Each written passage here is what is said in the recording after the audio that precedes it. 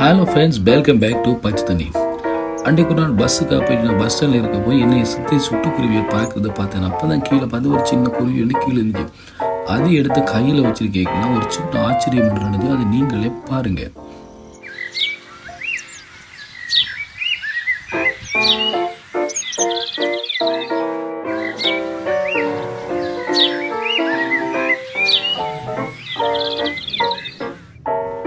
அட ஆமாங்க, அந்த கீழே அந்த குருவி ஏதோ ஒரு காயத்தால் கீழே அடிபட்டு பறக்க முடியாமல் இருந்துச்சு.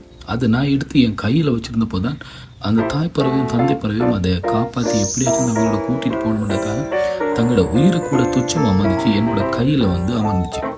அப்போ தான் நான் ஒரு விஷயம் பார்த்தேன். பொதுவாகவே எந்த ஒரு பறவைகளும் விலங்குகளும் மனுஷங்க கிட்ட போனாலே பறந்துடும் அல்லது ஓடிடும்.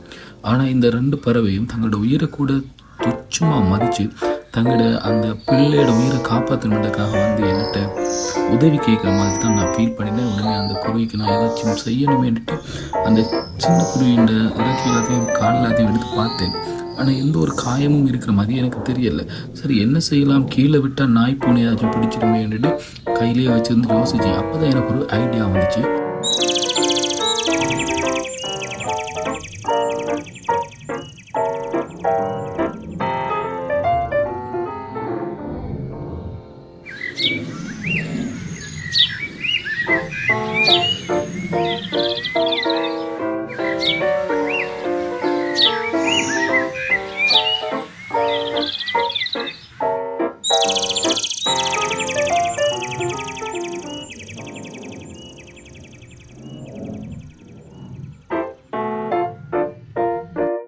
உடனே அந்த குருவி எடுத்து நான் என்ன செஞ்சேன்னா மரக்கொப்பில் கொண்டு மேலுக்காக வச்சேன்.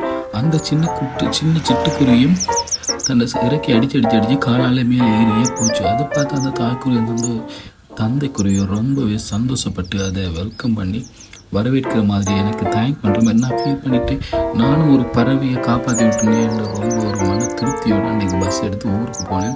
இதே மாதிரி அனுபவம் உங்களுக்கு இருந்தால் நீங்களும் அதை கமெண்ட் பண்ணுங்கள். இந்த வீடியோ பிடிச்சா லைக் பண்ணுங்கள், மறக்காமல் உங்கள் ஃப்ரெண்ட்ஸுக்கு ஷேர் பண்ணுங்கள். இதே மாதிரி இன்னொரு வீடியோவில் சந்திப்போம். பாய் பாய்.